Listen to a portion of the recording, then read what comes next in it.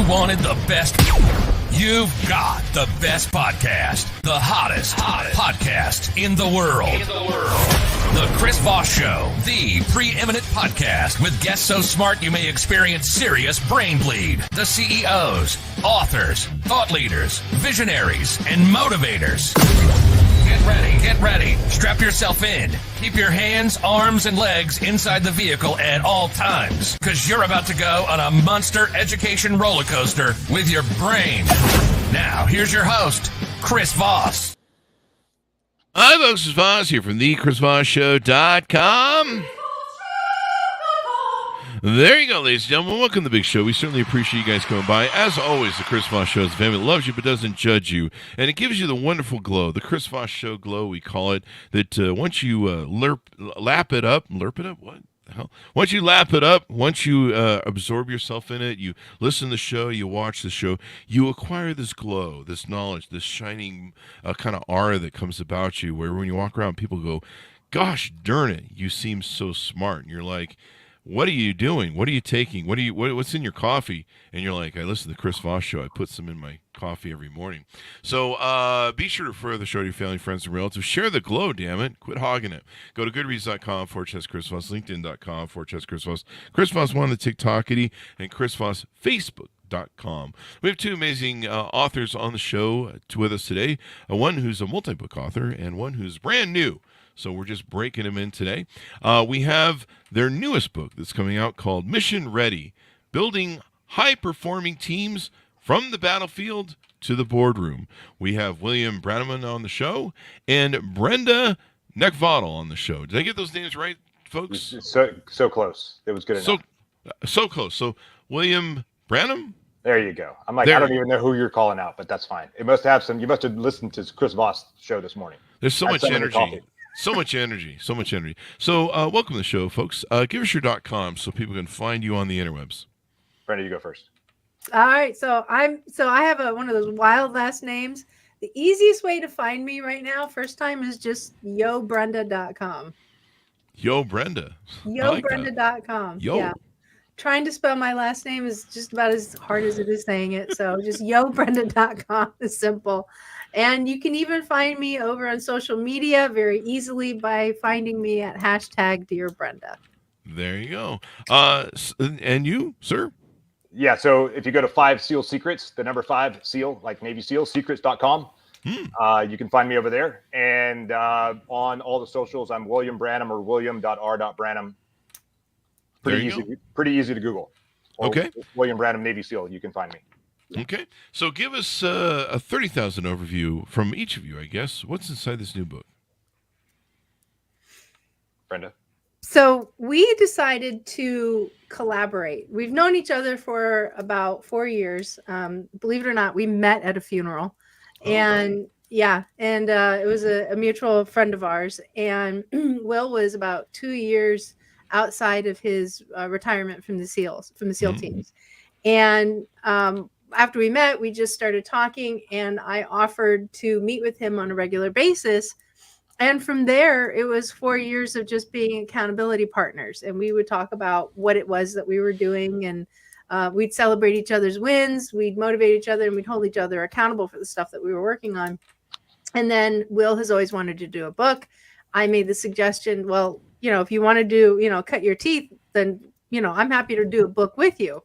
And so we were invited to come speak at an event in Tampa, Florida, a couple of years ago. And that really is actually what pulled the foundation of the book together, because what we were sharing and what we were helping people with were some of the critical components that we feel are very strong that go into a leader developing a high-performing team.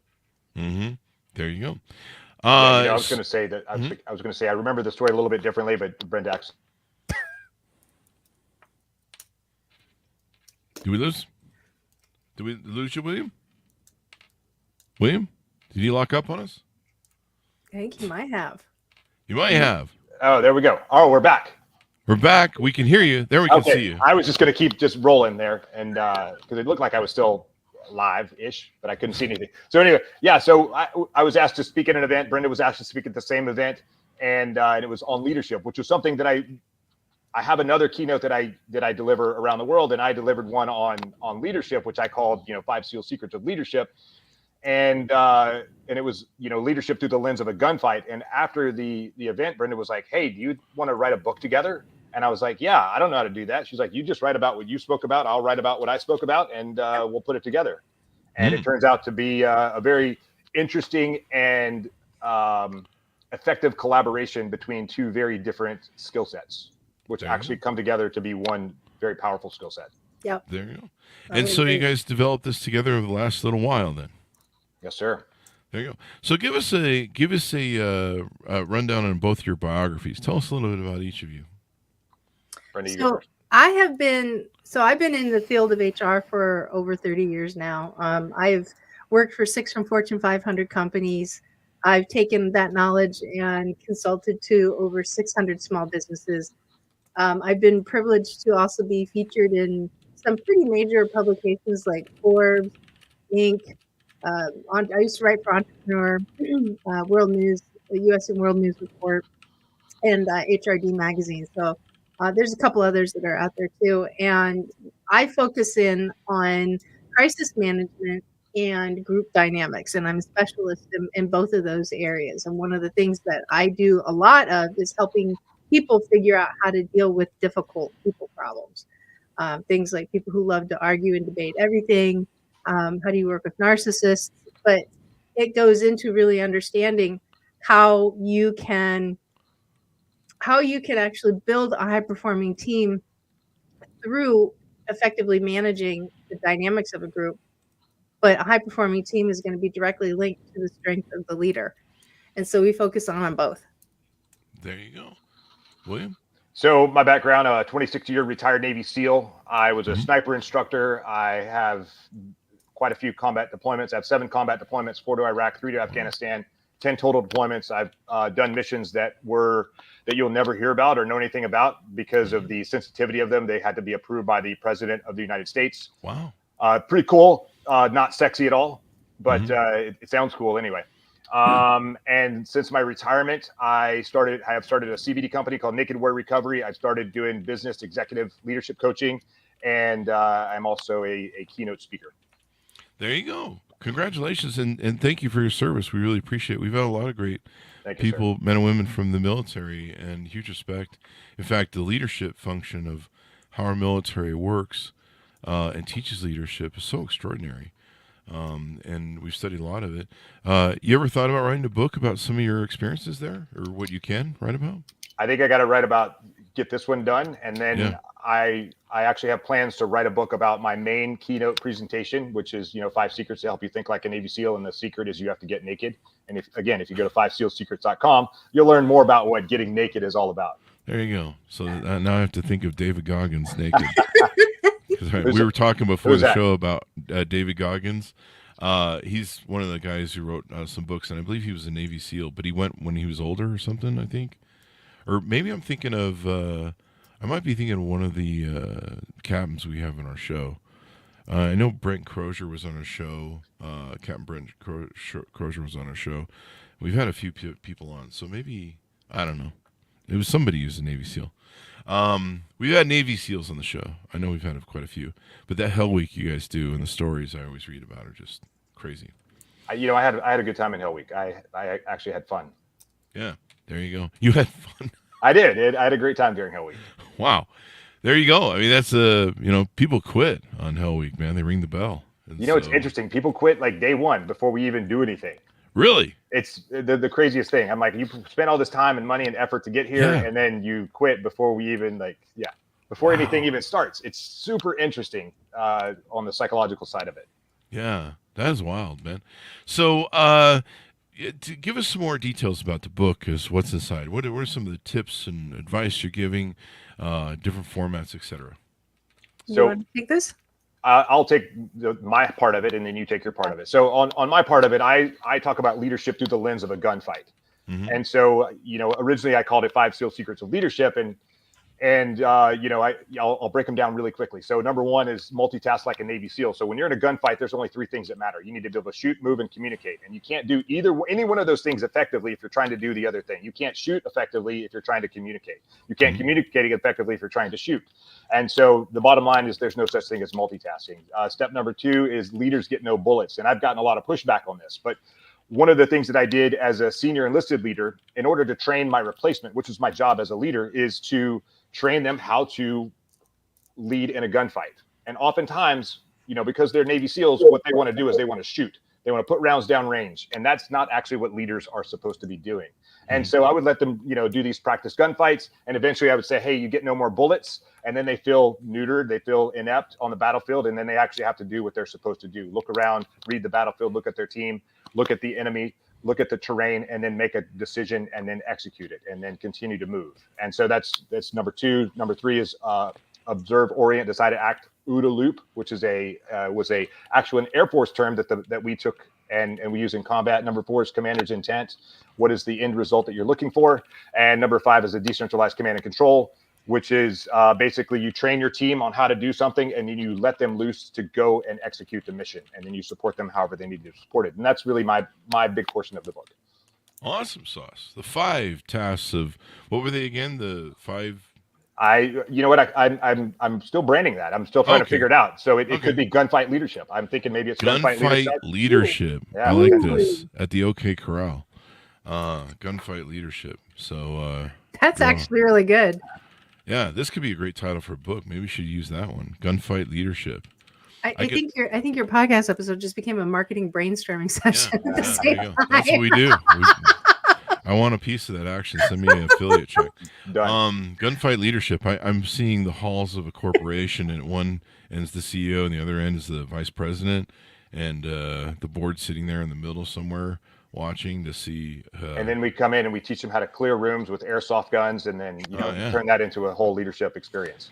I know how to clear rooms without violence. I just drink milk, and about a half an hour later. So there you go. How to clear room. We had somebody on earlier. We were talking about milk, so it's carrying over from the other show. There was a Navy carrier called the. They were joking that it was the Moo carrier, but it was called the Cowpen, the USS Cowpen. I remember that. The Moo carrier. Do you really? I remember that boat. Yeah. Yeah. That was during my time. We just had the author on for that. Oh, right. So Brenda, give us your some of your tips and tidbits out in the book. Yeah.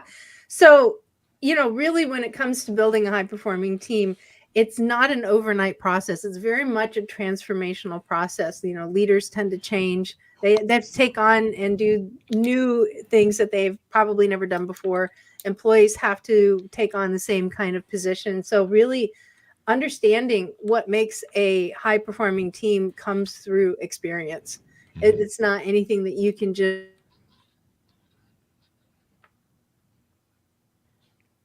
Yeah, I didn't freeze this time. Stoked. Yeah, we can't believe you're in it this time. So talking about having a high performing avatar. And a lot of people don't think about this. So we talked about marketing just a second ago in jokes, but a high performing avatar, we know what our target market avatar is, but have we ever thought about actually sketching out and defining what it is that we want in an employee? Mm-hmm. And more often than not, people don't do that. But that's exactly what high-performing leaders do. They really are intentional about bringing in the type of individuals that have like and similar core values. They believe in certain aspects. And so there's a lot of relativity. But at the same time, everybody is skilled at doing something special that actually contributes to the whole. And that is actually really important. The other thing that we talk about too is change is dynamic. How do you navigate change? And high performing teams navigate change much different than teams that are just average performers. And so, we really kind of take a look at what are all the stages, how fast does it actually happen, and really help leaders understand what they need to do in order to help everybody usher through that change. Mm-hmm. High performing teams, they execute. They're not people that sit around and think. Because if we had thinkers, then SEAL teams would be a think tank, not a bunch of, high level elite operators. Yeah. So I'm sure the jokes would be far more sophisticated if they were sitting around talking for a while, but that's all good. Yeah. And did she just shame Navy SEAL jokes? What I heard her say is, I can hear all of my other special forces brothers being like, "Oh, they are a think tank because every Navy SEAL out there writes a book." Yeah, of course we do. There you go. Because we're awesome. Yeah, there you guys are. That's why I work with you guys. Yeah. Anyway, there you go. But you know what? At the end, really, when you think about what you're doing in a high performing team, you have to remember one really important thing: is that hiring a high performing team is like dating. It really is. Mm-hmm. And it's one of those things that once you bring people in, then you have to nurture them all the way through to, whatever the end of that life cycle is. And so it's not, a lot of people will bring people in, they'll stick them in a job, start working them, but then there's no development after that. And so if you're going to have a positive, really well operating team, you have to nurture the team and you have to give opportunity to develop people. But it's always going to start at hiring and choosing well, because that's really ultimately what dating is choosing well. That's true. I run a lot of dating groups and I've dated all my life, and that's really important. It's like, but I learned that with our companies. We started with a good mindset, and some of the Tom Peters things, like if you trust them really well, they'll do a really good job. Yeah, Tom Peters is great, but half his data made me rich and the other half about bankrupted me, because you just can't. There's a lot of these leaders, they take successful business experiences and they try and unpack them, and a lot of times they don't get it right. And I think one of his things was about how the reason nuclear engineers that work in a nuclear nuclear plant, the reason they do so well and they're so highly trustable is because they're trusted with a lot of power. Well, that's not really true. They just don't want to fucking die. So that's a big consequence. Yeah, that's kind of a motivating factor. They like to go home and see their is. wife and kids too. That's kind of although I don't know, for some it might be less than that, but it depends on the wife and kids, and if they're teenagers. But no, so what we had was with my company was, we started having problems, and we'd bring people in, we'd hire them off the first interview, and we'd have problems. We'd have these problem employees, and we'd be firing them faster, and we'd have different issues. People that were freaking psychotics, and you'd start calling their ex-employers. Like, was he psychotic there? And they're like, yeah. And all sorts of behavior problems and bad hires. And so for a long time, we were just kind of like, what are we doing wrong? And we realized that we just need to invest better in the hiring process. So we started extending the hire process. We started having 2 to 3 interviews, sometimes as much as 4. And it was really funny because the more interviews you give people, the more relaxed they get. Like by the 3rd or 4th interview, they're showing up in, their underwear and some popcorn and shorts, and they're just kind of hanging out with you in a t-shirt and burping and stuff. And that's how I am right now. Just if I wore underwear, yeah. I would totally be in my underwear right now. Yeah, that's we didn't want to know. Good thing I'm not standing right now. The old Navy SEAL no underwear technique. I saw that coming. Anyway, I don't want to see that coming, actually. TMI, Will. TMI. Yeah, you guys must have had a lot of fun writing this book, eh? We do. We have fun when we're together. We're a lot of fun. It's we perform as a high performing team. We're seriously. It's gotten to the point where we know each other so well. We're like family. Yeah. We really are. We're a family of choice. We've been there for each other through some tough times. We've been we've had a lot of laughs. Mm-hmm. One of my favorite things that I have ever seen Will do, it was actually in Tampa. It was after we spoke, and we were at the restaurant, and Will was teaching one of the participants' kids how to chokehold right there in the restaurant. How to murder somebody with 2 fingers. And then she did it to her dad. It was awesome. Yeah, it was great. I forgot about those that. guys. Yeah. So we have fun. Yeah. You have to. Hey, Mr. 5-year-old. Let me teach you how a Navy SEAL kills someone with 2 fingers, about 5 seconds. We break your labia. Practice on your dad right over there. Yeah. The 2-finger death punch. 2-finger death punch. The Navy SEAL 2-finger. They use this on Bin Laden. Yeah. I'm sure as an 8-year-old kid, you'll use it properly. I'm sure nothing will go wrong with this.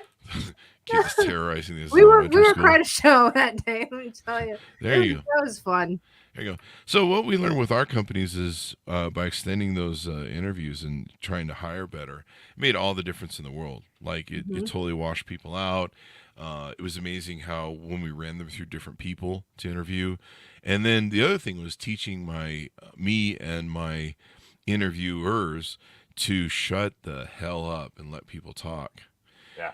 And if you just shut up, let people talk in an interview, they'll tell you all sorts of crazy stuff. Yes. You just leave them hanging, and they'll tell you all sorts of stuff. They'll tell on themselves, really. Seriously, if your interview is the interviewer is talking more than 20%, it's not a strong interview. It really isn't. That's what I used to teach my people. I'm like, if I overheard them yippity yapping and trying to sell the job, and I'd be like, I'd just go in and slap them silly, pretty much. Don't do that, folks. Violence is never the reason, unless you're a Navy SEAL, of course. The only reason. That's why we bring you guys on board. The only slap answer. people around. Yeah, there you go. Gunfight leadership. I love this. I love this title, man. I mean, it's a great ready. So when you're talking about building high performance teams, what are the factors that when we say high performance teams, what does that mean exactly? Brenda. So high performing. So Will and I in our book, we actually came up with our own perspective of what we believe high performing teams are, and I'll let Will talk about what he views it as. But Were you guys fighting through the book? You're making your own versions of everything? We've never fought. No, I mean like you're just like through the book. You have your version and his version. Is that how the format of the book works? Okay. Yep, absolutely. So Will's on the front half, and I'm on the back half of it. Oh, okay. But so when I look at a high performing team, I'm looking at the gifts that everybody brings to the table. Everybody's got a unique gift. We all come with, innate traits, and how do we best utilize those? And are we using people to, kind of plug and play into giving them an opportunity to exercise those strengths as best as possible? Mm-hmm. One of the other things that I wanted to definitely, because you started going down that road, is the challenging personalities and actually bringing people in. Mm-hmm. There's actually a section in this book that I wrote about that there's no room for narcissists on a high performing team. It cannot function. No dark triad traits. Damn it. I like dark triad traits. They're my favorite. I have them for breakfast. Mix it with the Oreos and the Skittles and stuff. A little bit of psychopathy, sociopathic. They taste great with nature. milk. Tastes great with milk. Yeah. And see all that. Then that turns Machiavellianism. Then that turns into the HR version of Hell Week at that point. Pretty much. Like a whole nother description of Hell Week. HR wants to see you now, sir. Right. That's pretty much every week here on the show.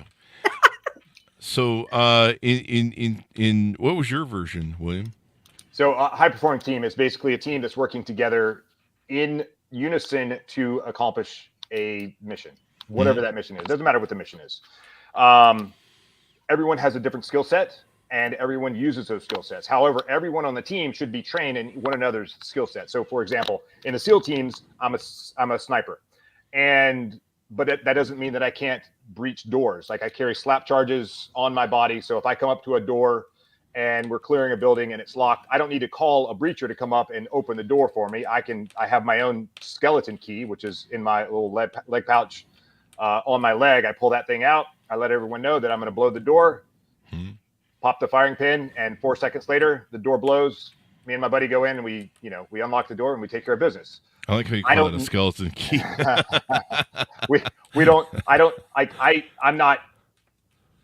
I'm not deeply trained to be a breacher. Like I know how to calculate time fuse and things like that, but that's not my main skill set. My main skill set is actually in a leadership position, is being a leader, leading on the battlefield, or being a sniper or things like that. But that doesn't mean that I can't get on the radio and make calls. I can still drop bombs if I need to drop bombs. There are guys that have very specific qualifications for that, but I'm also trained in some of those things because, that whole 2 is 1, 1 is none scenario, one is a single point of failure. One is a number, like the worst number you can have in your business. You should have redundancy for everything.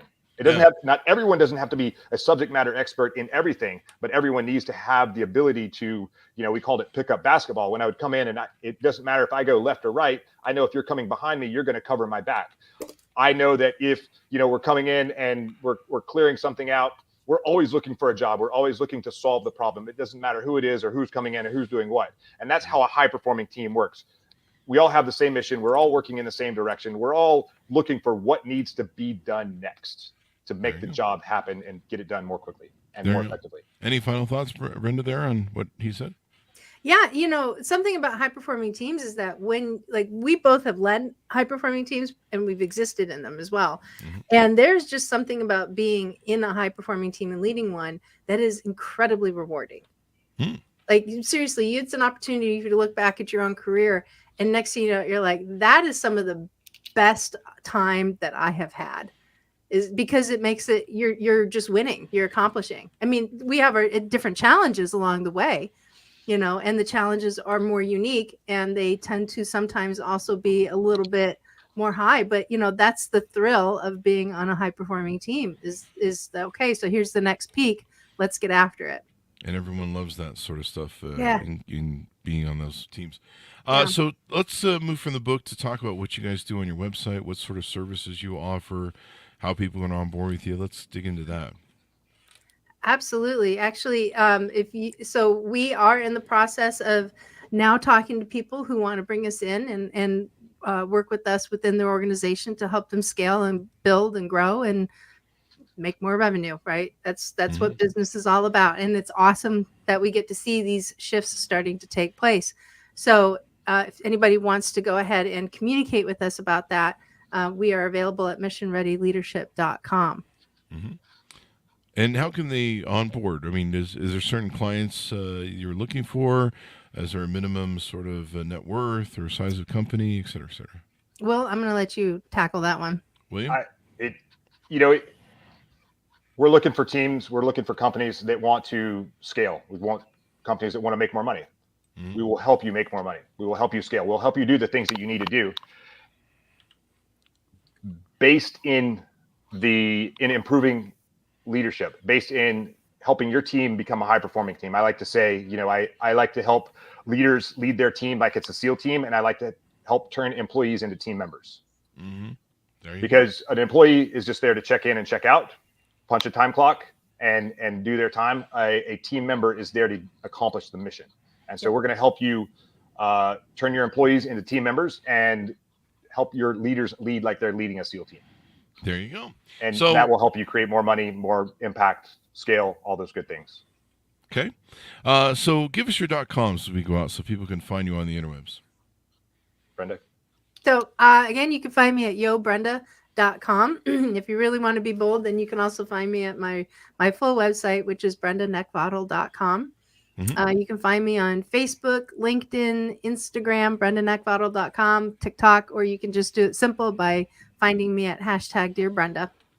There you go. Best way to reach out to me is 5sealsecrets.com, the number 5, SEAL, SEAL, like Navy SEAL, 5sealsecrets.com. And again, the secret is to get naked. If you want to know what Get Naked is all about, go fill out the form and I'll email it to you. And then if you want to work with me, individually speaking, we've got you can reply to those emails to get a hold of me, or again, going back to missionreadyleadership.com to hire both of us to come in and speak and help build your team into a high performing team. There you Absolutely. go. Well, thank you both for coming on. We really appreciate it. Yes, sir. Thanks for having us. Thank you so much. And thanks, our audience, for tuning in. Order up the book wherever fine books are sold, called Mission Ready, Building High Performance Teams from the Battlefield to the Boardroom. So, and some of you guys have boardrooms that are like battlefields. So I've seen, there's a lot of what was that term that we were using? Gunfight leadership going on. Gunfight leadership. I know boardrooms. I know a guy that can maybe help. Yeah. I have this image of like a boardroom, top some sort of New York skyline view, and everyone's behind walls and shooting each other behind chairs and cross shooting, and probably maybe I need to go invest in some Nerf guns and then bring those into some. That or they can throw people through the windows. So it'd be awesome. Thanks for going to the show, guys. Thanks for honest for tuning in. Go to goodreads.com, Chris Voss, LinkedIn.com, Chris Voss, Chris Voss1, the TikTokity on those crazy places on the internet. Thanks for tuning in.